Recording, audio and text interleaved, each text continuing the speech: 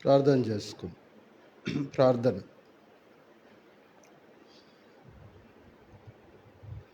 మంచి తండ్రి, జీవముగల దేవ, మీ పరిశుద్ధమైన పాదాలకు వెళ్ళలేని స్తుతులు, స్తోత్రాలు, కృతజ్ఞత స్తుతులు మనసారా మరొకసారి చెల్లిస్తున్నాం తండ్రి. మీ మహాకృపలో ఈ రీతిగా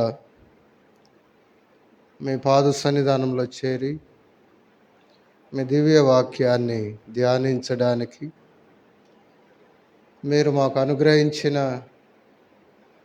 ఈ శ్రేష్ఠ సమయాన్ని బట్టి వందనాలు.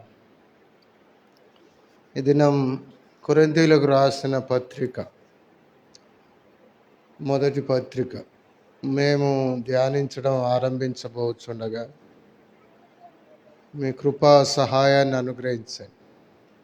గతంలో ఆయా పుస్తకాలు ధ్యానించడానికి పత్రికలు కృపనిచ్చారు. ఇంకొక పుస్తకం, ఇంకో పత్రిక మేము ధ్యానించడానికి పరిశుద్ధ బైబిల్ గ్రంథంలోని 66 గ్రంథాల్లో ఇంకొకటి, 66 పుస్తకాల్లో ఇంకొకటి ధ్యానించుటకు మీరు కృపనిస్తున్నందుకు వందనాలు.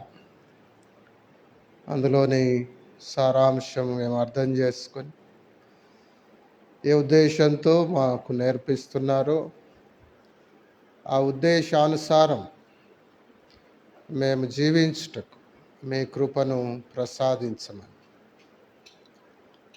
మహిమ మీరే పొందమని క్రీస్తు ప్రభు ద్వారా విశ్వాసంతో స్తుతించి ప్రార్థిస్తున్నాం తండ్రి, ఆమెన్. క్రొత్త పాటల పుస్తకంలో నుంచి మనము 19వ పాట, నీ వాక్యం ఇంకా గ్రహింపన్ జ్ఞానమిమ్మయ అనే పాట పాడి దేవుని స్తుతిస్తూ, ఇది ఒక ప్రార్థన వంటి పాట, దేవుని సహాయాన్ని అర్థిస్తున్నటువంటి పాట కనుక పాడి దేవుని సహాయాన్ని కోరుకుందాం. తిరిగి వాక్యం విషయంలో బాధ్యత కలిగి మనం నడుచుకుందాం. ఇంకెక్కువ నీ వాక్యమింక గ్రహింపన్ జ్ఞానమిమ్మయా, నీ వాక్య సారాంశం సత్యమేసయా, నీ వాక్య సారాంశం సత్యమేసయా, నీ వాక్యమింక గ్రహింపన్ జ్ఞానమిమ్మయా, నీ వాక్య సారాంశం సత్యమేసయా, నీ వాక్య సారాంశం సత్యమేసయా, నీ వాక్యమే నా కొరకు రూపు దాల్చనే, నీ వాక్యమే నా కొరకు రూపు దాల్చనే, ఆ రూపపు బలియాగమి నిత్యత్వము నొసగిని, ఆ రూపపు బలియాగమి నిత్యత్వము నొసగిని, నీ వాక్యమింక గ్రహింపన్ జ్ఞానమిమ్మయా, నీ వాక్య సారాంశం సత్యమేసయా, నీ వాక్య సారాంశం సత్యమేసయా, నీ వాక్యము దర్శించిన ప్రతి సమయాన, నీ వాక్యము దర్శించిన ప్రతి సమయాన విధేయతతో స్వీకరించు మనసు నిమ్మయా, విధేయతతో స్వీకరించు మనసు నిమ్మయా, నీ వాక్యమింక గ్రహింపన్ జ్ఞానమిమ్మయా, నీ వాక్య సారాంశం సత్యమేసయా, నీ వాక్య సారాంశం సత్యమేసయా, నీ వాక్యము నన్ను హెచ్చరించిన వేళ, నీ వాక్యము నన్ను హెచ్చరించిన వేళ, దిద్దుబాటు ప్రేమించే బుద్ధి నిమ్మయా, దిద్దుబాటు ప్రేమించే బుద్ధి నిమ్మయా, నీ వాక్యమింక గ్రహింపన్ జ్ఞానమిమ్మయా, నీ వాక్య సత్యమేసయా. నీ వాక్య సారాంశం సత్యమేసయా. నీ వాక్యపు సమృద్ధికి పరవశింపక, నీ వాక్యపు సమృద్ధికి పరవశింపక, బాధ్యతతో ప్రవర్తించు బ్రతుకునిమ్మయా. బాధ్యతతో ప్రవర్తించు బ్రతుకునిమ్మయా. నీ వాక్యమింక గ్రహింపన్ జ్ఞానమిమ్మయా. నీ వాక్య సారాంశం సత్యమేసయా. నీ వాక్య సారాంశం సత్యమేసయా. నీ వాక్యము గ్రహించి జ్ఞానినేగాక, నీ వాక్యము గ్రహించి జ్ఞానినేగాక, అనుభవ జ్ఞానము తోడ బ్రతుక నేర్పయా. అనుభవ జ్ఞానంబు తోడ బ్రతుక నేర్పయా.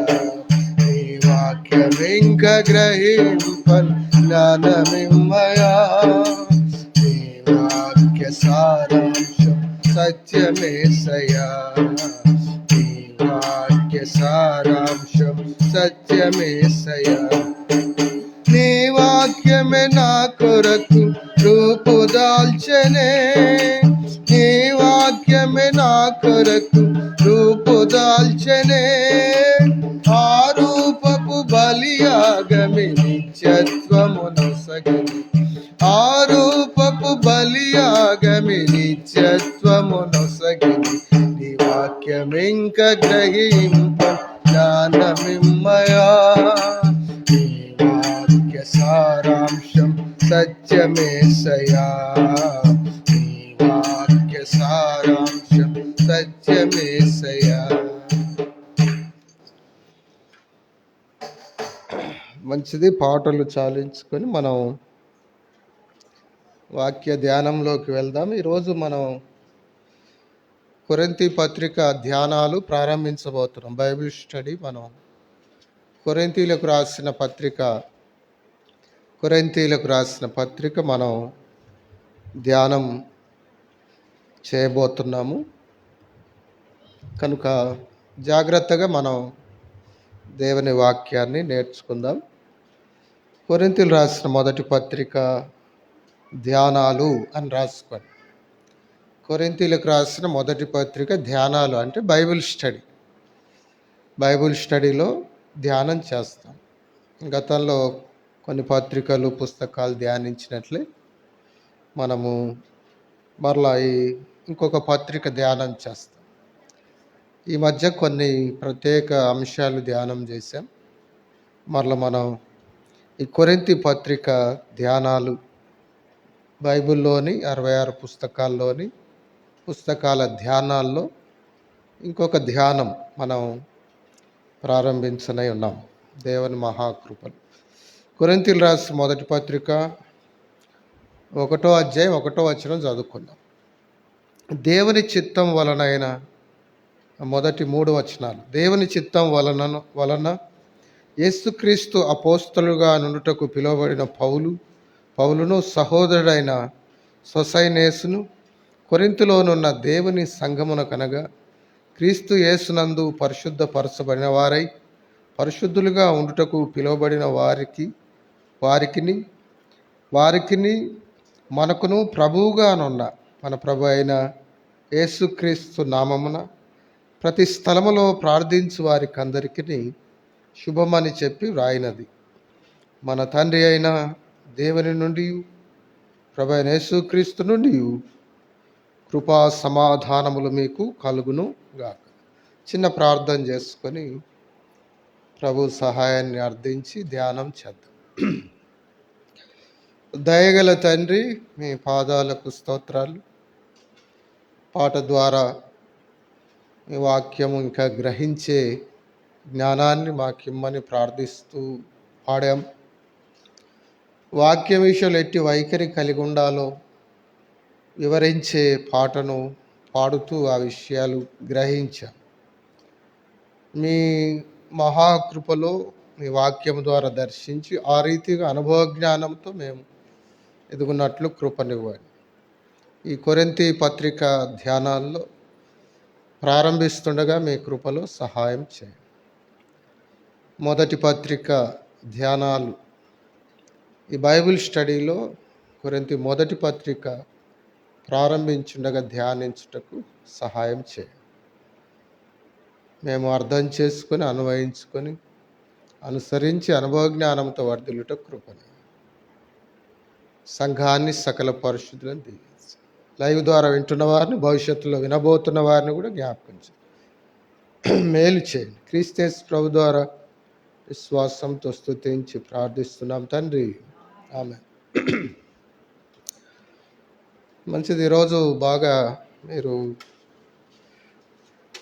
రాసుకోవడం ఎక్కువగా ఉంటుంది, నోట్ చేసుకోవడం ఎక్కువగా ఉంటుంది. పరిచయం ఆ మాట రాసుకోండి. కొరింథీ మొదటి పత్రిక పరిచయం మనం ఈరోజు చూద్దాం. దాని పరిచర్యం, నేపథ్యం, దాని భౌగోళిక స్థితిగతులు, ప్రాధాన్యత, విభజన, ఇవన్నీ కూడా మనం చూడాలి ముందు. కనుక పరిచయం, కొరింథీ మొదటి పత్రిక పరిచయం మనం చూస్తే మొదటిగా మనం ఆ కొరింథీ పట్టణం గురించి కొంత తెలుసుకోవాలి. కొరింథీ పట్టణం అని రాసుకోండి. ఇందులో నెంబర్ 1 రోమన్ అంకె నెంబర్ 1 వేసుకొని, సరే ఏదో ఒక అంకె ఒకటి వేసుకొని కొరింథీ పట్టణం భౌగోళిక, రాజకీయ, మతపరమైన విషయాలు, సాంఘికమైన విషయాలు కొన్ని మనం చూద్దాం. కొరింథీ పట్టణం ఐరోపా ఖండంలోనిది. ఐరోపా ఖండం. ఈ కొరింథీ పట్టణం ఐరోపా ఖండము. పౌలు ఈ పత్రిక రాస్తున్న కాలంలో గ్రీకు సామ్రాజ్యంలో ఈ పట్టణం ఉంది. ఐరోపా ఖండంలో గ్రీకు సామ్రాజ్యంలో అఖయ ప్రదేశంలో, అఖయ్య అని ఉంటుంది. అఖయ్య ఏరియా, ప్రాంతం, ఐగుప్తు ఖండము, గ్రీకు దేశము, గ్రీకు రాజ్యము, అఖయ ప్రాంతములో ఉన్నది కొరింథీ పట్టణం. అఖయ ప్రదేశానికి ముఖ్య పట్టణం, చాలా ఫేమస్ సిటీ ఇది. కొరింథీ పట్టణం చాలా ఫేమస్. కనుక దీనికి భౌగోళిక స్థితి ఇది. ఎక్కడుంది ఇది అంటే, ఇది విషయం ఐరోపా ఖండంలో గ్రీసు దేశంలో అఖయ అనే ప్రదేశంలో ఉన్న పట్టణం. ఇక్కడ అతి ప్రాచుర్యం గల ఓడరే ఉంది, రాసుకోవాలి. ఓడరే ఉంది. అది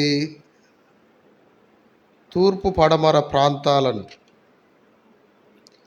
కలిపే సముద్ర మార్గంలో ఇదొక ప్రాముఖ్యమైన ఓడరేవు. ఈ కొరింథీ గుండా తూర్పు పడమర ప్రదేశాలకు, దేశాలకు ప్రయాణాలు జరిగే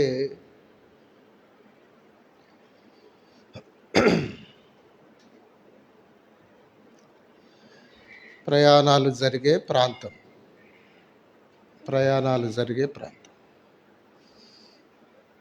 పవర్ బ్యాంకు దొరికిందా? పవర్ బ్యాంకు, ఈ లో బ్యాట్ అంటుంది. పవర్ బ్యాంక్ ఉందా చూడండి.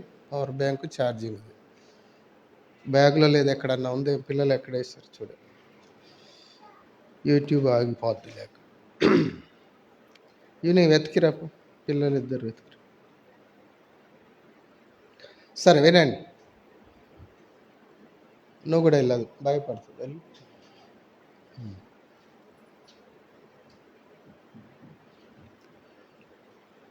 చెప్పండి, ఎక్కడ ఉంది ప్రాంతం? ఐరోపా ఖండంలో ఉంది. ఐరోపా ఖండంలో గ్రీకు రాజ్యంలో ఉంది. అఖయ అనే ప్రాంతంలో ఉంది. నేను ఛార్జింగ్ ఉదయం నుంచి పెట్టాను, అది ఆఫ్లో ఉన్నట్టుంది, అయితే స్విచ్ అయినట్టు పొరపాటు జరిగేది. రెండవది ఇక్కడ ఏముంది, అతిపెద్ద, సరే త్వరగా రాసుకోండి. అతిపెద్ద ఓడర్ ఉంది, మీ జ్ఞాపకంలో ఉండాలని 2-3 సార్లు నేను చెప్తున్నాను. రాసుకోవడానికి కూడా మీకు అనువుగా ఉండాలని 2-3 టైమ్స్ చెప్తున్నాను. ఇక్కడ నుంచి ఒక రహదారి ఉంది, ప్రభుత్వ రహదారి ఉంది. కొరింథీ ప్రాంతం నుండి ఒక ప్రభుత్వ రహదారి ఉంది. తూర్పు పడమర ప్రాంతాలను కలిపే జాతీయ హైవే ఉంది, నేషనల్ హైవే రహదారి, ప్రభుత్వ రహదారి మీద ఉంది. కనుక ఇది చాలా ఫేమస్ అయింది. ఓడరే ఉంది, రహదారి ఉంది. కనుక ఇక్కడ వాణిజ్య కర్మాగారాలు ఎక్కువగా ఉన్నాయి. వాణిజ్యాలు, కర్మాగారాలు చాలా ఎక్కువ ఇక్కడ. అంటే ఫ్యాక్టరీలు ఉన్నాయి, లేక కర్మాగారాలు ఉన్నాయి, వాణిజ్యం. ఈ కొరింథీ పట్టణానికి ఇందువల్ల ఇది వ్యాపార కేంద్రం అని రాసుకో, చాలా పేరుగాంచిన వ్యాపార కేంద్రం. ఇక్కడికి నలుదిశల ప్రజలు, కొరింథీ పట్టణానికి నలుదిశల నుండి ప్రజలు వచ్చి బిజినెస్ చేయడం, చదువులు కానీ, వ్యాపారాలు కానీ, రకరకాల విషయాల కొరకు ఈ పట్టణం ప్రపంచంలోని ఆయా దేశాల ప్రజలను బాగా ఆకర్షించింది. అనేక ప్రాంతాలు, అనేక జాతుల ప్రజలు నివసించే పట్టణం. ఇప్పుడు మన హైదరాబాద్ను కాస్మోపాలిటన్ సిటీ అంటారు. అంటే ఆయా దేశాల ప్రజలు నివసించేదాన్ని. మెట్రోపాలిటన్ సిటీ అంటే ఆయా రాష్ట్రాల ప్రజలు నివసించే పట్టణాన్ని మెట్రోపాలిటన్ సిటీ అంటారు. కాస్మోపాలిటన్ సిటీ అంటే ఆయా దేశాల ప్రజలు నివసించే పట్టణం. అంటే ఈనాటి భాషలో, ఈనాటి వివరణ లేక మరి ఆనాడు కొరింథీ పట్టణాన్ని ఈనాటి భాషలో చెప్పాలంటే అది కాస్మోపాలిటన్ సిటీ. ఆయా దేశాల ప్రజలు అక్కడ నివసించారు. ముఖ్యంగా గ్రీకులు, రోమీయులు, రాసుకోండి. గ్రీకులు, రోమీయులు, యూదులు స్థావరాలు ఏర్పరచుకున్నారు. గ్రీకులు, రోమీయులు, యూదులు స్థావరాలు ఏర్పరచుకున్నారు.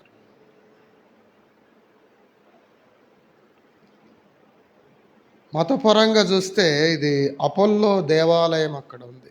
అపోల్లో దేవాలయం ఉంది అక్కడ. అపోల్లో దేవాలయం ఉన్న పట్టణం. అపోల్లో దేవాలయం ఉంది అందులో. కనుక అపోల్లో దేవాలయం ఉన్న పట్టణం.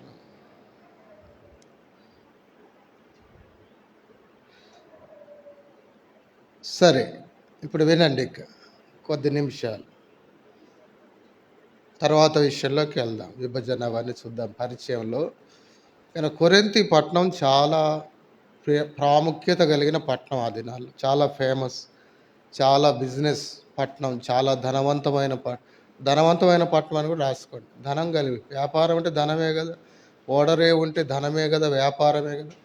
కనుక బాగా వ్యాపారము, బాగా ధనము ఉన్న పట్టణం కొరింథీ పట్టణం. కనుక ఇక్కడికి ప్రపంచంలోని అనేక దేశాల వాళ్ళు వచ్చి అక్కడ వ్యాపారం చేసేవాళ్ళు. అనేకులు రోమీయులు, అలాగే గ్రీకులు, రోమీయులు, యూదులు ఇక్కడ స్థావరాలు ఏర్పరచుకున్నారు. అపోల్లో అనే దేవతా ఆలయం అక్కడ ఉంది.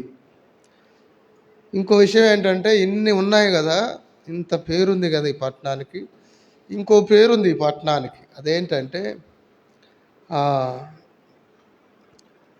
కొరింథీయుని వలె ప్రవర్తించుచున్నావు. ఆ మాట రాసుకోండి. ఆ రోజుల్లో ఎవరైనా అసాంఘికంగా ప్రవర్తిస్తే, ఎవరైనా విచ్చలవిడిగా ప్రవర్తిస్తే, ఎవరైనా అనీతిగా ప్రవర్తిస్తే, ఎవరైనా అసభ్యంగా ప్రవర్తిస్తే, ఎవరైనా దుష్టత్వంతో ప్రవర్తిస్తే వారిని కొరింథీయులాగా ప్రవర్తిస్తున్నావేందిరా అనేవాళ్ళంట.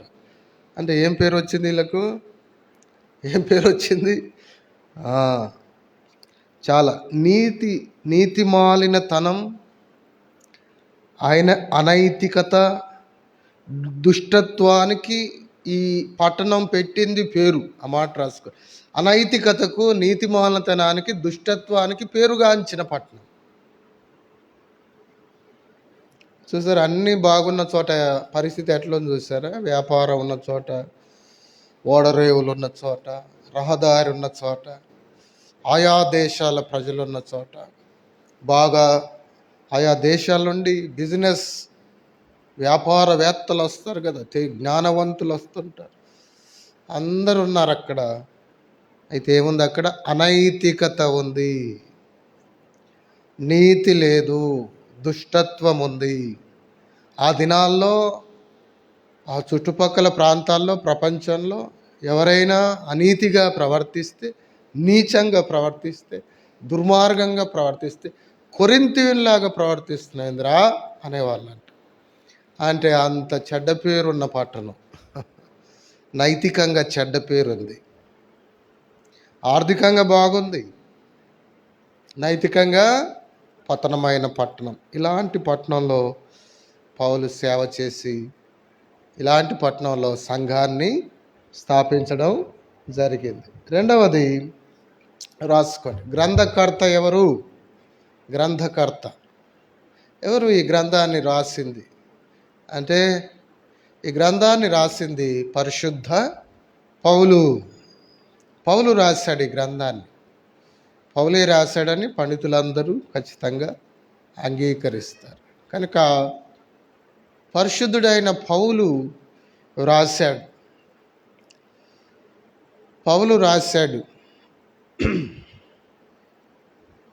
సరే కూర్చో.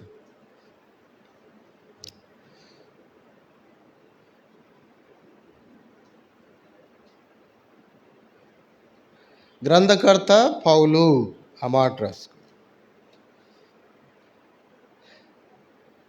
కాలం, రాసిన కాలం, గ్రంథకర్త పౌలు అని రిఫరెన్స్ ఇస్తారు, రాసుకోండి. 1 కొరింథీ 1:1, 16:21 ఆ భాగాలు చూస్తే పౌలు రాసినట్లుగా ఎంతో తేటగా మనం కనిపిస్తుంది. కనుక ఎలాంటి ప్రాంతానికి వెళ్ళి పౌలు సేవ చేశాడు చూడండి. పౌలు సేవ చేసిన అనేక ప్రాంతాలు, చాలా ఇలాంటి ప్రాంతాలు, వ్యతిరేకత ఉన్న ప్రాంతాలు, దుష్టత్వం ప్రబలిన ప్రాంతాలు, దుర్మార్గత ఉన్న ప్రాంతాలు, అన్ని ఆచారాలు, మంత్రతంత్రాలు ఉన్న ప్రాంతాలు, ఏమండి క్రైస్తవ ద్వేషంతో రగిలిపోతున్న ప్రాంతాలు, మూఢ ఆచారాలతో మిళితమైన ప్రాంతాలు, అలాంటి ప్రాంతాల్లో పౌలు పరిచయం చేసి ఎన్నో ఆత్మలను సంపాదించాడు. సంఘాలు స్థాపించబడ్డాయి. వ్రాసిన కాలం క్రీస్తు శకం 55-56. ఏ కాలంలో రాశాడు అంటే క్రీస్తు శకం 55-56లో వ్రాసినట్లుగా మనం చూస్తాం. 15:32 కొరింథీ మొదటి పత్రిక 15:32, 16:8-9 వచనాలు, అపోస్తల కార్యాలు 20-31 వరకు. పౌలు ఇక్కడ 18 నెలలు పరిచర్య చేశాడు. ఆ మాట కూడా రాసుకోండి. 18 నెలలు కొరింథీలో ఆయన పరిచర్య చేశాడు. అపోస్తల కార్యాలు 18వ అధ్యాయంలో మనం చూస్తే పౌలు వచ్చిన సందర్భం, రెండవ మిషనరీ ప్రయాణంలో, ఇక్కడ మనం చూసినప్పుడు 8వ అధ్యాయం మనం చూస్తే, ఇంకా కిందికి మనం పోతే 11 వరకు, అతడు వారి మధ్య దేవుని వాక్యం బోధించుచు 1 సంవత్సరం మీద 6 నెలలు అక్కడ నివసించాను. 18-11 అని రాసుకోండి. 18వ అధ్యాయం 11వ వచనంలో మనం చూస్తాం. పౌలు ఇక్కడ 18 నెలలు పరిచర్య చేశాడు, సంఘం స్థాపించబడి. కనుక ఈ గ్రంథం రాసిన కాలము మనం చూస్తే క్రీస్తు శకము 55-56 మధ్య కాలాల్లో వ్రాయబడినట్లు మనం చూస్తాం. నేపథ్యం అని రాసి, నేపథ్యం అంటే పద్యం కాదు. నేపథ్యం అంటే దీని వెనకాల బ్యాక్గ్రౌండ్. ఎప్పుడు వెళ్ళాడు ఎఫెసుకు, కొరింథుకు, ఎందుకు వెళ్ళాల్సి వచ్చింది, ఏ విషయంలో వెళ్ళాడు, వెళ్ళడానికి కారణాలు ఏంటి, అలాంటివి అన్నట్టు నేపథ్యం, బ్యాక్గ్రౌండ్. రెండవ మిషనరీ ప్రయాణంలో కొరింథుకు వెళ్ళాడు, దర్శనం వచ్చింది ఒకటి. రెండవ మిషనరీ ప్రయాణంలో దర్శనం వస్తుంది. 16వ అధ్యాయం 9వ వచనం, అపోస్తుల కార్యాలు 16వ అధ్యాయం 9వ వచనం మనం చూస్తే, అప్పుడు మాసిదోనియా దేశస్థుడు ఒకడు నిలిచి, నీవు మాసిదోనియాకు వచ్చి మాకు సహాయం చేయమని తనను వేడుకొనుచున్నట్టు రాత్రివేళ పౌలునకు దర్శనము కలిగేది. కనుక దీని వెనకాల ఏముందంటే దేవుడు దర్శనమిచ్చి పంపించాడు. ఆ మాట రాసుకోండి, దర్శనమిచ్చి కొరింథుకు పంపాడు. అంటే దర్శనమిచ్చి ఐరోపాకు పంపాడు. ఐరోపాలో ఇదొక దేశం. మీరు రాసుకోండి, మీకు ఈ దర్శనం తర్వాత పౌలు ఫిలిప్పుకి వెళ్ళాడు. ఐరోపాలో ఫిలిప్పుకు ఫస్ట్ వెళ్ళాడు. ఫిలిప్పు నుండి ఇట్లా ఫిలిప్ అని పెట్టి ఒక యారో పెట్టుకొని తెస్సలోనికి వెళ్ళాడు. మరలా ఒక యారో బాణం గుర్తు పెట్టుకొని తర్వాత ఆయన ఏథెన్స్కి వెళ్ళాడు. మరలా ఒక బాణం గుర్తు పెట్టుకోండి, యారో పెట్టుకోండి, లేక ఏథెన్స్ నుండి అని రాసు, ఏథెన్స్ నుండి కొరింథుకు వచ్చాడు. ఫిలిప్పు, తెసలోనిక, ఏథెన్స్, కొరింథు. యూరప్ ఖండానికి ఎంటర్ అయిన తర్వాత పౌలు సేవ చేస్తూ సంచరించిన ప్రాంతాలు వరుస క్రమం మనం చూస్తే, మొదట ఫిలిప్పుకు పోయాడు, అక్కడ లూదియా రక్షించబడడం మనం చూస్తే, తర్వాత తెస్సలోనికకు పోయాడు, తర్వాత అక్కడి నుండి ఏథెన్స్కి పోయాడు, తెస్సలోనికలో, తర్వాత ఏథెన్స్లో కార్యాలు జరుగుతున్నాడు, తర్వాత అక్కడ నుండి కొరింథుకు వచ్చాడు. అక్కడనే అకుల ప్రిస్కిల అనే వాళ్ళు కలుస్తారు. అక్కడనే నేను వెళ్ళిపోతానంటే దేవుడు, వాళ్ళు వినకుంటే కొందరు వెళ్ళిపోతానన్నప్పుడు ప్రభు ఉండు, ఇక్కడ జనం అనేకులు ఉన్నారు నాకు అని ఉండడం 1 సంవత్సరం 6 నెలలు 18 నెలలు ఆయన అక్కడ పరిచర్య చేయడం మనం చూస్తాం. ఇది నేపథ్యం, బ్యాక్గ్రౌండ్. అంటే ఎందుకు వెళ్ళాడు అంటే దీని వెనకాల ఏముంది అంటే దేవుడు వెళ్ళమన్నాడు, దర్శనమిచ్చి కనుక వెళ్ళాడు. దేవుడు వెళ్ళమన్నాడు కనుక వెళ్ళాడు. దేవుడు వెళ్ళమన్నాడు కనుక ఆయన వెళ్ళాడు. కనుక మాసిదోనియా ప్రాంతానికి, యూరప్ ఖండానికి, ఫిలిప్పు ప్రాంతానికి, తర్వాత తెస్సలోనికకు, తర్వాత ఏథెన్స్కు, తర్వాత కొరింథుకు ఇలా ప్రయాణమై వచ్చాడు. దీని వెనకాల, ఈ పత్రిక రాయడం వెనకాల ఉద్దేశం, లేక ఆ కొరింథీ ప్రాంతం విషయంలో ఉద్దేశాలు మనం చూసినప్పుడు, పౌలు రెండవ మిషనరీ ప్రయాణంలో పౌలుకు కలిగిన దర్శనానుసారం పౌలు ప్రయాణం చేస్తూ అక్కడికి వెళ్ళాడు. తర్వాత ఇంకో విషయం, కొన్ని మాటలు రాసుకోండి. నేపథ్యం, దీని వెనకాల, ఈ పత్రిక వెనకాల ఉద్దేశం ఏంటంటే, ఇప్పుడు నేపథ్యం చూసారు, ఉద్దేశం అని రాసుకోండి, ఉద్దేశం అని రాసుకోండి. ఉద్దేశం. 4వది ఏంటి చెప్పండి? ఉద్దేశం.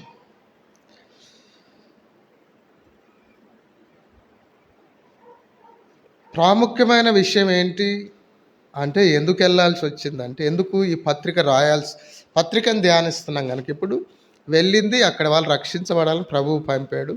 ఇక్కడ ఈ పత్రిక రాసిన ఉద్దేశం, ఆ మాట రాసుకోవాలి. ఈ పత్రిక రాసిన ఉద్దేశం ఇప్పుడు కొరింథుకు వెళ్ళిన ఉద్దేశం కాదు. ఇప్పుడు పత్రిక రాసిన ఉద్దేశం ఏంటంటే, ఎందుకు రాశాడు ఈ పత్రిక పౌలు, ఎందుకు వెళ్ళాడు అంటే నేపథ్యం దేవుడే పంపించాడు. ఇప్పుడు పౌలు ఈ పత్రిక రాయడానికి ఉద్దేశం ఏంటంటే, మొట్టమొదటి రాసుకోండి, వారి మధ్య విభేదాలు ఉన్నాయి.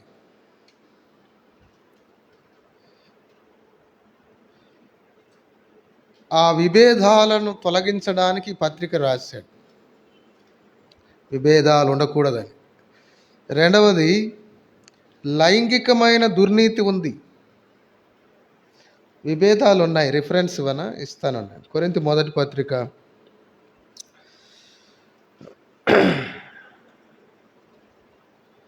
1వ అధ్యాయంలో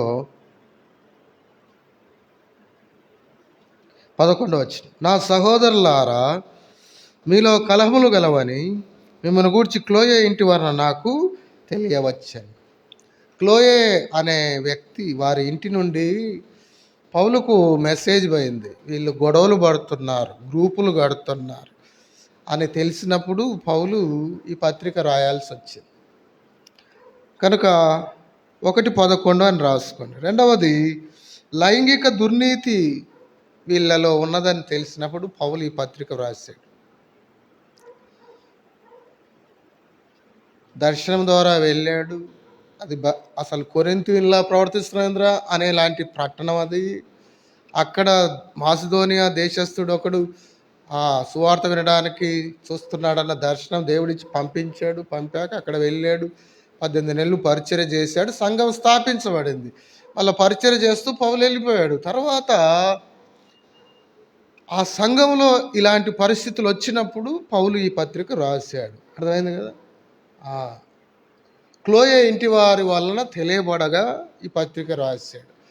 తిరిగి ఈ పత్రిక రాసేటప్పుడు కొరింథీ సంఘం నుండి కూడా కొన్ని ప్రశ్నలు, మాకు అర్థం కాని విషయాలు, ఎలా నడుచుకోవాలి ఈ విషయాలు అని కొన్ని విషయాలు పంపబడగా ఆ విషయాలకు కూడా ఆన్సర్గా ఇది రాస్తాడు. సరే చూస్తాను. రెండవది, లైంగిక దుర్నీతి 5వ అధ్యాయం 1వ వచనం రాసుకోండి. అక్కడ లైంగిక దుర్నీతి ఎక్కువ కావడం వల్ల పౌలు ఈ పత్రిక రాశాడు. మీలో జారత్వం ఉన్నదని వదంతి కలదు, మీలో ఒకడు తన తండ్రి భార్యను ఉంచుకున్నాడట. అటు జారత్వం అన్యజనులోనైనాను జరగదు. అంటే ఇంకో తండ్రి ఇంకో భార్య అన్నట్టు.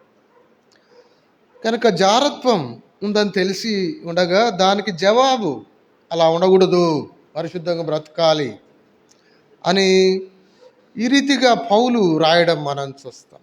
ఈ పత్రిక రాయడం యొక్క ఉద్దేశం, ఈ పత్రిక రాయడం వెనకాల ఉద్దేశం ఏంటంటే, గొడవ పడుతున్నారు, జారత్వాలు ఉన్నాయి, అలా ఉండకూడదు అని రాయడానికి ఈ పత్రిక రాశాడు. మూడవది మనం చూస్తే ప్రభు బల్ల గురించి స్పష్టత ఇవ్వడానికి ఈ పత్రిక రాశాడు. 15వ అధ్యాయం 12వ వచనం రాసుకోండి. అక్కడ ప్రభు బల్లలో యోగ్యంగా చేయవేయాలి, అయోగ్యంగా చేయవేయద్దు, అది పరీక్షించుకొని చేయవేయాలి అనే ఆ విషయాలన్నీ మనం అక్కడ చూస్తాం. ఏమండి 11వ అధ్యాయంలో మనం చూస్తాం, ప్రభు బల్ల గురించి చూస్తాం కదా. కనుక దాని గురించి స్పష్టత ఇవ్వడానికి పరీక్షించి చేయవేయాలి, లేకుంటే అపవిత్రతతో జీవిస్తూ చేయవేస్తే మీకే నష్టం, వ్యాధులున్నాయి, బాధలున్నాయి. కనుక సాతాను శోధిస్తాడు, అర్ధాంతరంగా ఈ లోకయాత్ర ముగిస్తారు. కనుక పరీక్షించుకొని యోగ్యంగా పరిశుద్ధమైన బ్రతుకుతూ చేయవేయాలని ఆ విషయాలు తెలియజేయడానికి ఈ పత్రిక రాయాల్సి వచ్చింది. అంటే వాళ్ళు బలలో అయోగ్యంగా చేయవేసేస్తున్నారు, అనేకులు నిద్రించారు అని పౌలు రాస్తాడు. కనుక బలలో అయోగ్యం చేయవేయడం వల్ల అనేకులు నిద్రించారు, జాగ్రత్త సుమా అని. కనుక ఎందుకు రాశాడు ఈ పత్రిక అంటే, వాళ్ళను బల్ల విషయంలో సరిచేయడానికి రాశాడు. మూడవది. నాలుగవది, తప్పుడు బోధలు వచ్చేస్తుంటే మృతుల పునరుత్థానం గురించి వివరణ ఇవ్వడానికి రాశాడు. రాసుకోండి. నాలుగవది, మృతుల పునరుత్థానం. కొరింథీ మొదటి 15వ అధ్యాయం రాసుకోండి. 15వ అధ్యాయం అంతా మృతుల పునరుత్థానం గురించి పౌలు చెప్పడం చూస్తాం. కనుక మృతుల పునరుత్థానం గురించి పౌలు వివరించడం మనం చూస్తాం. మృతుల పునరుత్థానం గురించి వివరించడం మనం చూస్తాం. కనుక పునరుత్థానం ఉందని చెప్తుంటే మీలో కొందరు పునరుత్థానం లేదంటున్నారు, ఏం సంగతి? ఆ మాట ఉంటుంది చూడండి. 15వ అధ్యాయం కొరింథీ రాసిన మొదటి పత్రిక 15వ అధ్యాయం 12వ వచనం. క్రీస్తు మృతుల్లో నుండి లేపబడి ఉన్నాడని ప్రకటింపబడుచుండగా మీలో కొందరు మృతుల పునరుత్థానం లేదని ఎట్లు చెప్పుచున్నారు? అసలు క్రీస్తు లేవకుంటే మనకు భక్తి ఎందుకయ్యా? ఇంకా ఈ జీవితం మటుకే నిరీక్షణ ఉంచితే మనకంటే దౌర్భాగ్యుడెవడు? అవన్నీ చాలా సీరియస్గా రాస్తాడు పౌలు. ప్రభువు లేచాడు, మనల్ని లేపుతాడు. ప్రథమ ఫలం క్రీస్తు, తర్వాత ఆయన వచ్చినప్పుడు మనం లేస్తాం అని ఎంతో స్పష్టంగా పత్రికలో రాస్తాడు. చూసారా? కనుక చాలా ప్రాముఖ్యమైంది కొరింథీ మొదటి పత్రిక, కొరింథీ పత్రికలు మనం చూస్తే. ఎందుకంటే ఎంతో స్పష్టంగా మృతుల పునరుత్థానం గురించి, ఎంతో స్పష్టంగా పరిశుద్ధ బలలో చేవేసే విధానం గురించి, ఎంతో స్పష్టంగా ఐక్యతను గురించి. మీలో వ్యాజ్యములు ఉన్నవ అని నాకు తెలిసింది. అసలు వ్యాజ్యం ఆట ఇప్పటికే లోపము, అంతకంటే అన్యాయం సహించుట మంచిది. మీలో వ్యాజ్యములను తీర్చు బుద్ధిమంతుడు ఒకడైనా లేడా అంటాడు. కనుక ఐక్యతగా ఉండండి అని చెప్తాడు. కనుక కొరింథీ పత్రిక పరిచయంలో మనం చూస్తాం. ఎందుకు రాయాల్సి వచ్చింది మొదటి పత్రిక అంటే, క్లోయ ఇంటి వారి వలన కొన్ని విషయాలు పౌలుకు తెలియపరచబడ్డాయి. కొరింథీ సంఘములో, అయ్యా దైవజనుడా ఇది పరిస్థితి అని చెప్తే అలాగా అని పౌలు రాయడం మొదలుపెట్టారు. పౌలు ఉత్తరం రాస్తున్నాడు. పౌలు కొన్ని తెలిసే అని తెలవగానే అక్కడ ఉన్న భక్తి పరులు కొందరు, అయ్యా ఇంకా ఈ విషయాలు కొన్ని ఉన్నా, ఎలా మేము నడుచుకోవాలి అర్థం కావట్లేదు, తెలియజేయండి అంటే అవి కూడా కలిపి ఆన్సర్స్ ఆయన ఇవ్వడం చూస్తాం. పౌలు జవాబులు ఇవ్వడం మనం చూస్తాం. తర్వాత ఇంకా చాలా విషయాలు విగ్రహార్పితం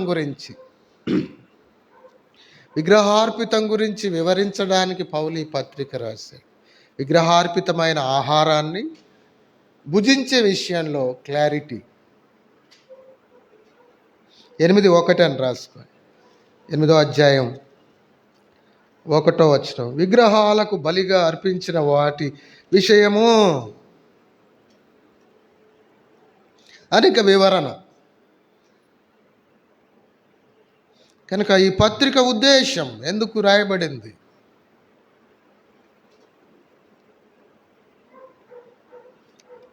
విగ్రహార్పితమైన వాటిని తినాలా వద్దా అనే విషయాలు పౌలు వివరించడం మనం చూస్తాం.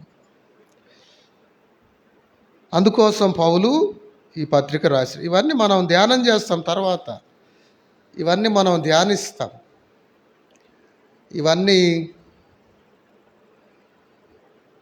వీటన్నిటిని కూడా మనం వివరంగా కూలంకషంగా మనం ధ్యానం చేద్దాం. కనుక మొదటిది మనం చూస్తే విభేదాలు, రెండవది లైంగిక దుర్నీతి, మూడవది ప్రభు బల్ల విషయం, నాలుగవది మృతుల పునరుత్థాన విషయం, ఐదవది విగ్రహార్పిత ఆహారం విషయం, ఆరవది కన్యకల విషయం, కన్యకలు ఎలా జీవించాలి అనే ఇష్యూ కూడా వచ్చింది. వాళ్ళ పరిస్థితి ఏంటి, వాళ్ళ వివాహాల విషయం ఏంటి. 8వ అధ్యాయం 7వ అధ్యాయం 25వ వచనం మనం చూస్తే కన్యకల విషయమై అని ఉంటుంది. ప్రభు యొక్క ఆజ్ఞ నేను పొందలేదు కానని ఆయన కొన్ని సలహాలు ఇస్తాడు. కన్యకల విషయమే అన్నట్టు. ఇప్పుడు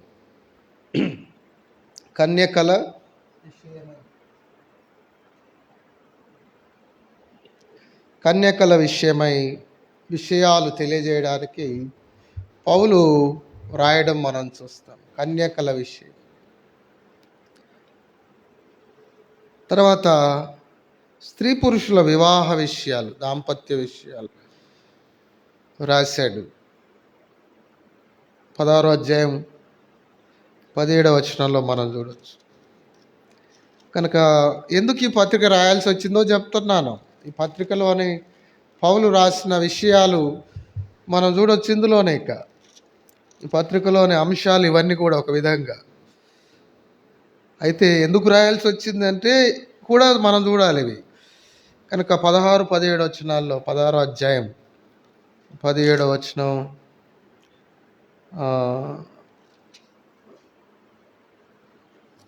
ముందే ఉంటుంది ఈ అధ్యాయం. కనుక పెళ్ళైన వారి విషయంలో కూడా పౌలు ఎంతో స్పష్టంగా ఆ విషయాలు రాయడం మనం చూస్తాం. నేను చూపిస్తాను ఒక మాట.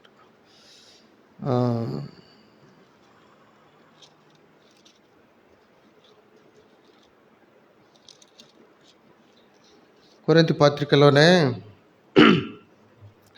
వివాహము స్త్రీ పురుషుల విషయంలో మనం చూస్తాం. ఆ విషయాలు వారు ఎలా వివాహం విషయంలో ఎలాగుండాలి, విడనాడొద్దు, వారి వారి ధర్మాలు వారు నెరవేర్చాలి, ఈ మాటలన్నీ మనం చూస్తాం. 7వ అధ్యాయంలో మనం చూస్తాం. 7వ అధ్యాయం 3వ వచనంలో భర్త భార్యకును అలాగనే భార్య భర్తకు వారి వారి ధర్మములు నడపవలెను. ఇదంతా అధ్యాయం అంతట్లో 7వ అధ్యాయం 1వ వచనం. మీరు వ్రాసిన వాటి విషయం చూసారా, వీళ్ళు కొన్ని రాసిన వాటికి జవాబులు పౌలు ఇచ్చాడు. కొన్ని ఏమో క్లోయ ఇంటి వారి వల్ల తెలియవచ్చాయి, కొన్ని ఏమో పౌలు రాశాడు. పౌలుకు రాశారు. వాళ్ళు రాసిన వాటికి నా ఆన్సర్ ఇక్కడ ఎంతో స్పష్టంగా ఉంది. చూడండి, మీరు రాసిన వాటి విషయము స్త్రీని ముట్టకుండుట పురుషునికి మేలు, అయినను జారత్వం జరుగుచున్నందున ప్రతి వానికి సొంత భార్య ఉండవలను, ప్రతి స్త్రీకి సొంత భర్త ఉండవాలి. ఇది భార్య భర్తల విషయం. ఈ విషయాలు పౌలు రాయడం మనం చూస్తాం.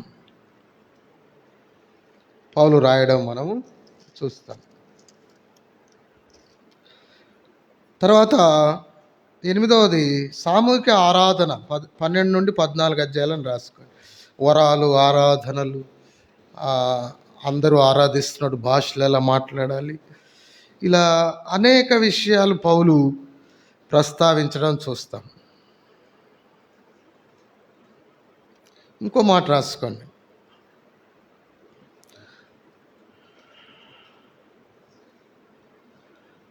అపోస్తలిక సత్యాన్ని మానవ రీతిగా ఆలోచిస్తుండగా లేక విపరీత సిద్ధాంతాలు, తప్పుడు సిద్ధాంతాలను రాసుకోండి. అపోస్తలిక సత్యాన్ని మానవ రీతిగా ఆలోచిస్తున్నారు, లేక తప్పుడు సిద్ధాంతాలు.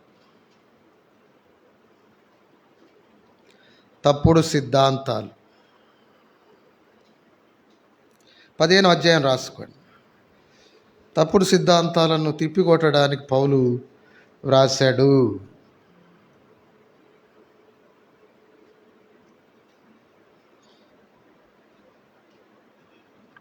తప్పుడు సిద్ధాంతాలను త్రిప్పికొట్టడానికి పౌలు రాశాడు. 15వ అధ్యాయం. అక్కడ మృతుల పునరుత్థానం లేదంటున్నారంట కొందరు.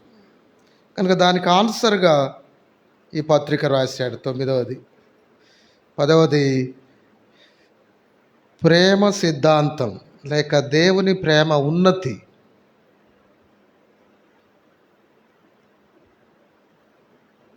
దేవుని ప్రేమ యొక్క ఉన్నతిని పౌలు తెలియజేయడానికి పత్రిక రాశాడు. కొరింథీ మొదటి పత్రిక 13వ అధ్యాయం.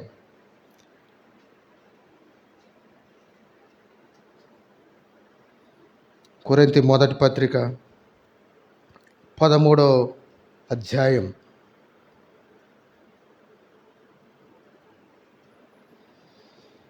కనుక దేవుని ప్రేమ గొప్పతనాన్ని చాటిన గ్రంథం,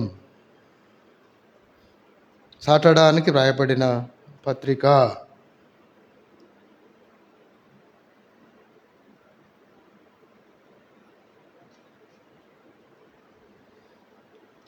కనుక ఇవన్నీ కూడా వ్రాసిన కారణాలు,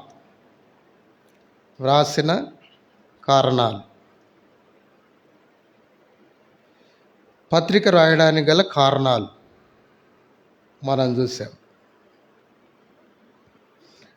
దీని ప్రత్యేకత మనం చూద్దాం ఇప్పుడు. కనుక ఇవే కారణాలు, రాయబడిన కారణం, గ్రంథ సందేశం. గ్రంథ సందేశం కూడా ఇదే. ఆ గ్రంథంలోని సందేశం, ఆ కారణాల పక్కనే ఆబ్లిక్ అనేసి సందేశం అని రాసుకోండి. రెండు వేరువేరుగా అవసరం లేదు. ఇక రెండు ఒకటే. రాసిన కారణం ఇది, అందులోని సందేశం అదే. రాసిన కారణం అది, అందులోని సందేశము అదే. అది మనం గమనించాలి. సందేశం, అందులో ఉన్న సందేశాలు అవి, అందులోని కారణాలు అవి. అది మనం గమనించాలి. ఇప్పుడు 4వది మనం చూస్తే దీని ప్రత్యేకత.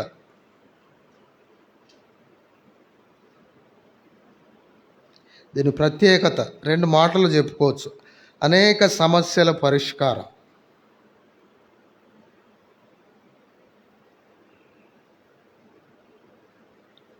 కొరింథీ పత్రిక ప్రత్యేకత ఏంటంటే అనేక సమస్యల పరిష్కారం. తిరిగి ఈ పత్రిక ప్రాముఖ్యత ఏంటంటే, ఒక కాపరి సంఘ క్రమశిక్షణ సంబంధించి, మాట రాసుకో, సంఘ క్రమశిక్షణ సంబంధించి కాపరి పర్యవేక్షణకు ఎంతో విలువైన జ్ఞానాన్ని పత్రిక ఇస్తుంది. కాపరికి ఎంతో విలువైన జ్ఞానాన్ని ఇస్తుంది. ఆ మాట రాసుకో. కాపరికి ఎంతో విలువైన జ్ఞానాన్ని ఇస్తుంది సంఘ క్రమశిక్షణ విషయంలో. అనేక సమస్యలకు పరిష్కారం, ఇవన్నీ చూసాం కదా, ఎన్ని సమస్యలు, వాటికి పరిష్కారం రాశాడు ఆయన. తిరిగి ఇందులో కాపరి క్రమశిక్షణ ఎలా చేయాలో ఎంతో చక్కగా ఉంది. దీని ప్రత్యేకత, ఈ పత్రిక ప్రత్యేకత. 3వది మాట రాసుకోండి. దేవుని ప్రేమ దివ్య మార్గం వెల్లడించింది. దేవుని ప్రేమ దివ్య మార్గం, కొరింథీ 13వ అధ్యాయం. ఈ 3 చాలా ప్రాముఖ్యమైన విషయాలు. దీని ప్రత్యేకత ఏంటంటే, ఎన్నో సమస్యలు, జారత్వం విషయం, అనైక్యత విషయం, అసాంఘికత విషయం, ఏమండి, కన్యకల విషయం, భార్యాభర్తల విషయం, దుర్బోధల విషయం, ఇలా బలిచ్చిన వాటికి తినే విషయం, తినాలా తినొద్దా, ఇలా ఎన్నో విషయాలు పౌలు ఎంతో ఖచ్చితంగా వివరించాడు ఇందులో. కనుక ఇవి సంఘాలన్నిటికీ అవసరం. కనుక కొరింథీ మొదటి పత్రిక ప్రాముఖ్యత ఏంటంటే, సంఘంలో డిసిప్లిన్, క్రమశిక్షణ, స్త్రీల పరిచర్యలో స్త్రీలు ఎలా వాడబడాలి, స్త్రీల విషయం, కన్యకల విషయం, ఇలా ఎన్నో విషయాలు కొరింథీ పత్రికలో మనం చూస్తాం. ఆరాధన విషయం, వరాలను ఎలా వాడాలి అనే విషయం, భాషలు వస్తే భాషల విషయంలో ఎలా, ఆ భాషను ఎలా వినియోగించాలనే విషయం, తిరిగి ఇవన్నీ కూడా ఈ పత్రికలో ఉట్టంకించబడ్డాయి, లేక వివరించబడ్డాయి. స్పష్టంగా పౌలు వివరిస్తూ వ్రాయడం మనం చూస్తాం. కనుక ఈ విషయాలు మనం గమనించాలి. కనుక ప్రాముఖ్యమైంది ఈ పత్రిక అనేది మనకు అర్థమవుతుంది. ఈ మాట రాశారా మీరు? దేవుని ప్రేమ దివ్య మార్గం వెల్లడించిన పత్రిక. దేవుని ప్రేమ దివ్య మార్గం వెల్లడించిన పత్రిక, 13వ అధ్యాయం. అద్భుతంగా రాస్తాడు కదా. కనుక ఎన్ని వరాలున్నా మంచిదే. వాడు అయితే 12వ అధ్యాయం చివరి వచనంలో అంటాడు, 31వ వచనం, కొరింథీ మొదటి పత్రిక 12వ అధ్యాయం 31వ వచనం, కృపావరములలో శ్రేష్టమైన వాటిని ఆసక్తితో ఆపేక్షించండి. మంచిది ఆపేక్షించండి, ఉన్న వరాలు వాడండి, ఇంకా శ్రేష్టమైన వారి ఆపేక్షించండి అని ఫుల్ స్టాప్ పెట్టి ఇంకో విషయాన్ని ఎత్తాడు. ఇది ఇప్పుడు ఎత్తుతున్న విషయమే దేవుని ప్రేమ దివ్య మార్గం. ఆయన అంటాడు, ఇదియుగాక సర్వోత్తమమైన మార్గం మీకు చూపుతున్నాను. మనుష్యుల భాషలతో, దేవదూతల భాషలతో నేను మాట్లాడాను. ప్రేమ లేని వాడిని మోగిడి కంచును గనగలాడి తాళమున ఎందును ప్రవచించు కృపావరం కలిగి మర్మములన్నీ జ్ఞానమంతా ఎరిగిన వాడనైనను కొండలను పెకిడింపగల సంపూర్ణ విశ్వాసం గలవాడినైనను ప్రేమ లేని వాడిని నేను వ్యర్థుడను. కనుక ప్రేమ గొప్పతనం, ప్రేమ లేకుంటే నష్టం. ప్రేమ యొక్క గొప్పతనం మామూలుగా వర్ణించలేదు పౌలు.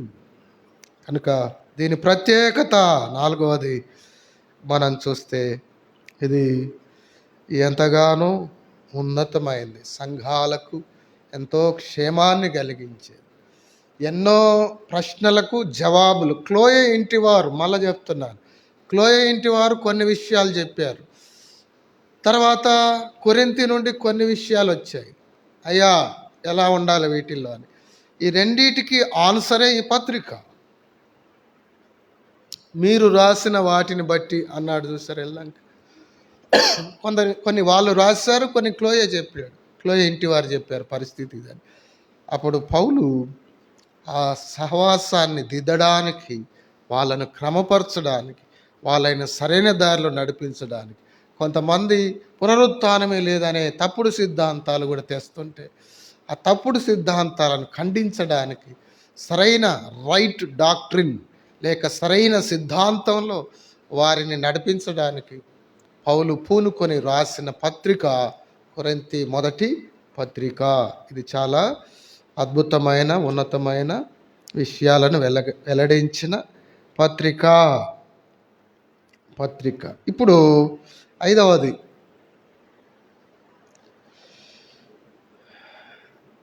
గ్రంథ నిర్మాణం విభజన అని రాసుకోండి, 2 కలిపి 5. నిర్మాణము విభజన.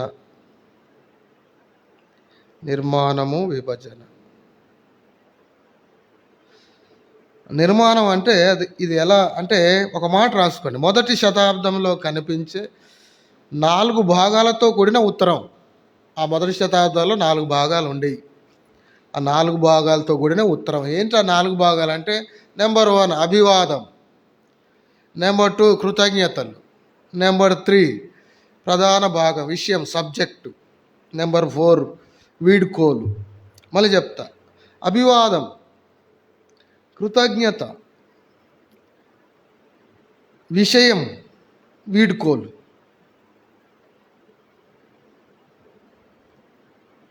అభివాదం, కృతజ్ఞత, విషయం, వీడుకోలు. ఆ రోజుల్లో రాసే ఉత్తరాల్లో ఇలాగే ఉండేది. మొదట వాళ్ళని అభినందించి లేక అభినందనలు తెలియజేసి, అభివాదం చేసి, వందనాలు చెప్పి, తర్వాత కృతజ్ఞతలు కొన్ని విషయాలకు తెలియజేసి, తర్వాత సబ్జెక్ట్ విషయం ఏందో చెప్పి, చివరిలో ముగింపు మాటలు చెప్పి రాసేవాళ్ళు ఆ రోజుల్లో. ఇప్పుడు కూడా ఉత్తరాలు రాస్తే అలాగే ఉంటాయి. అదే కామన్ మెథడ్లో పౌలు రాశాడు. ఇప్పుడు విభజన రాసుకోండి, విభజన త్వరగా రాసుకోండి, మనకు 5 minutes ఉంది, ముగించుకుందాం. విభజన 5వది, విభజన.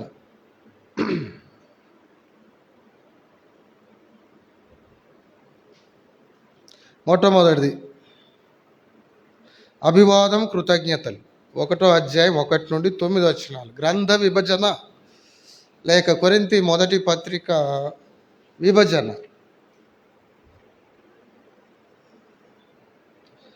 అభివాదం, కృతజ్ఞతలు 1వ అధ్యాయం 1 నుండి 9 వచనాల వరకు ఉంటుంది. రెండవది రాశారా? రెండవది సంఘ సమస్యలు, సంఘములోని సమస్యలు. కొరింథీ మొదటి పత్రిక 1వ అధ్యాయం 10వ వచనం నుండి, కొరింథీ మొదటి పత్రిక 1వ అధ్యాయం, ఇది పరిచయం కనుక రాయడం ఎక్కువ ఉంటుంది, రాసుకోండి. 10వ వచనం నుండి 6వ అధ్యాయం 20వ వచనం వరకు.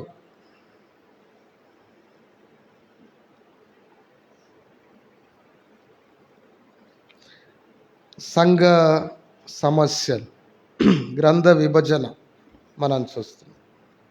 మూడవది కొరింథీల ప్రశ్నలకు జవాబులు. వాళ్ళు ప్రశ్నలు తెలియజేశారు కొన్ని, అంతకుముందు ఈ క్లోయే తెలియజేశాడు. 7వ అధ్యాయం 1 నుండి 7వ అధ్యాయం 1 నుండి అంతే 14వ అధ్యాయం 40 వరకు.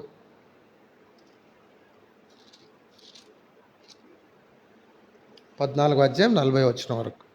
4వది శరీర పునరుత్థానం గురించి.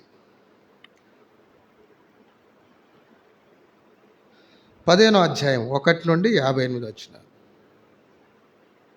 గ్రంథ విభజన 5 భాగాలకు విభజించవచ్చు. మొదటిది అభివాదం, కృతజ్ఞతలు. రెండవది సంఘంలోని సమస్యలు. మూడవది కొరింథీల ప్రశ్నలకు పౌలు జవాబులు. 5వది పునరుత్థానం గురించిన శరీర పునరుత్థానం విషయమైన విషయాలు 15వ అధ్యాయం 1 నుండి 58. 5వది ముగింపు 16వ అధ్యాయం 1 నుండి 24. ముగింపు.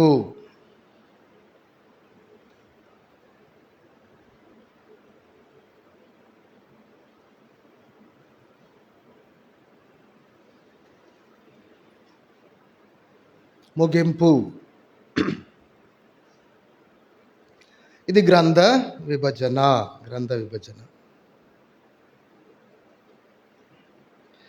2 మాటలు రాసుకోండి. ప్రత్యేకత దగ్గర ఇంకా 2 మాటలు రాసుకోండి. ప్రత్యేకత దగ్గర 2 మాటలు రాసుకోండి.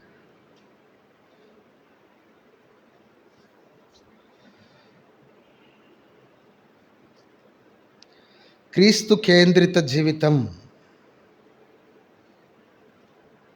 దీని ప్రత్యేకత, దాని గురించి వివరించబడింది.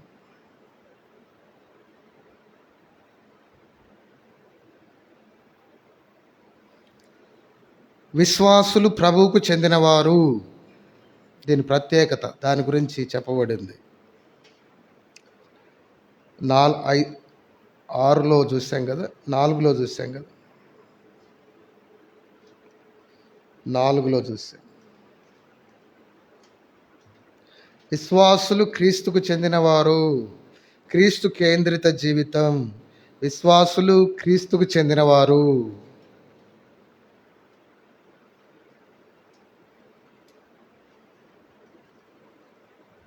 శిరస్సై ఉన్న ప్రభువు అధికారం కిందికి రావడం,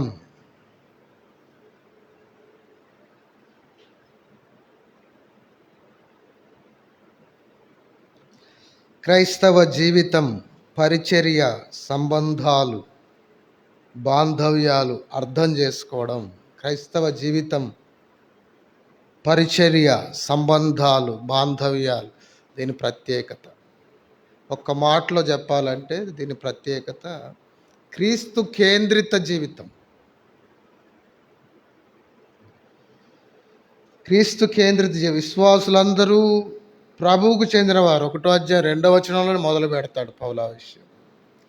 కనుక దీని ప్రత్యేకత, కొరింథీ పత్రిక ఐక్యతను బాగా చెప్పబడిన విషయాల గురించి వివరణ.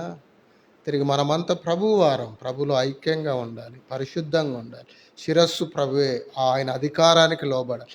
క్రీస్తు కేంద్రిత జీవితాలు కలిగి ఉండాలి. కనుక క్రీస్తు శిరస్సు, మన అవయవాలం ప్రభులో, కనుక ఐక్యంగా ఉండాలి, పరిశుద్ధంగా బ్రతకాలి అని అనేక విషయాలు పౌలు తెలియచేయడం మనం చూస్తాం. దేవుని ప్రేమ దివ్య మార్గం వెల్లడించబడింది. ప్రార్థన చేసుకుందాం. కనుక ఇది కొరింథీ మొదటి పత్రిక. మరలా ఆ 5 విషయాలు వరుసగా చెప్పలేని, ఇప్పుడు సమయం అయిపోద్ది, కానీ సమయం అయిపోయింది. కనుక ఈ 5 పరిచయంలో 5 మాటలు మనం చూసాం. మొదటిది కొరింథీ పత్రిక, కొరింథీ పట్టణం యొక్క భౌగోళిక, రాజకీయ ఆయా విషయాలు మనం చూసాం. తర్వాత 2వది మనం గ్రంథం యొక్క విషయాలు మనం చూసాం. గ్రంథకర్త ఎవరు, ఎప్పుడు రాశాడు, దాని నేపథ్యం చూసాం. ఎందుకు రాయబడింది, తనకి ఉద్దేశము, అందులోని విషయాలు చూసాం. ఏ ఉద్దేశంతో రాశాడు, దానిలోని సందేశం ఏందో కూడా మనం చూసాం. తిరిగి దాని ప్రత్యేకతలు మనం చూసాం. తిరిగి గ్రంథ నిర్మాణము, గ్రంథ విభజన మనం చూసాం.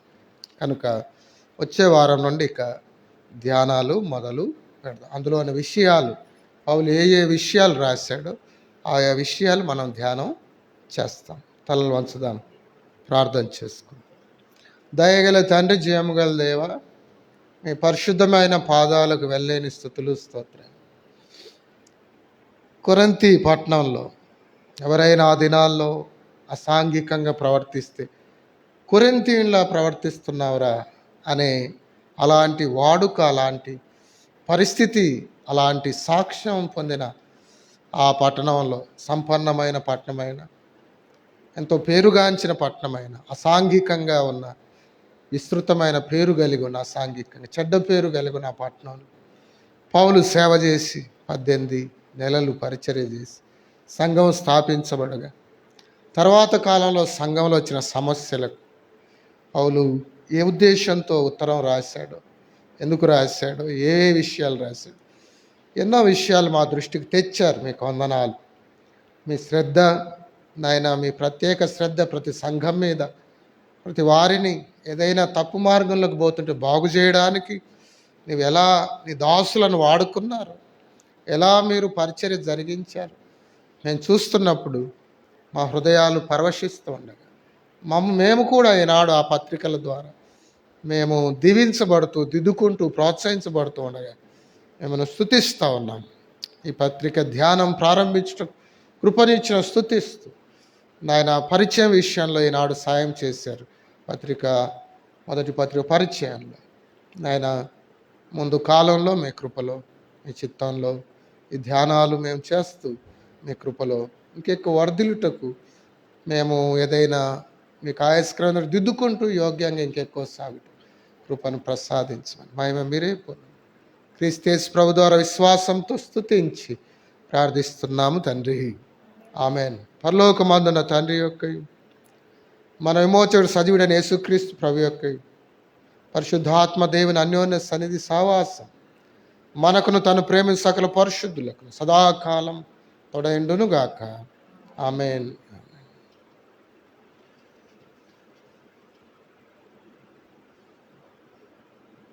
Praise the lord.